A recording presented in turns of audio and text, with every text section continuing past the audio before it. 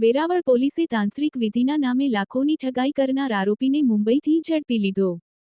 ઉનામાં રિક્ષા ડ્રાઇવિંગનો ધંધો કરનાર આરીફ ઉર્ફે ભૂરો ગફાર વલિયાણી નામનો આરોપી પૂર્વ આયોજિત કાવતરું ઘડી ફરિયાદીને જાળમાં ફસાવી સોના ચાંદીના દાગીના અને રોકડની ઠગાઈ કરી. જમીનમાંથી હીરા, માણેક, સોનું કાઢી આપવાનો વિશ્વાસ આપી અલગ અલગ સમયે કરી તોડબાજી. લાલચ બહુત બુરી ચીઝ હૈ. પરંતુ લોકોને શોર્ટ ટાઈમમાં ધનવાન થઈ જવાની ઘેલછા ક્યારેક પાયમાલ પણ બનાવી દે છે.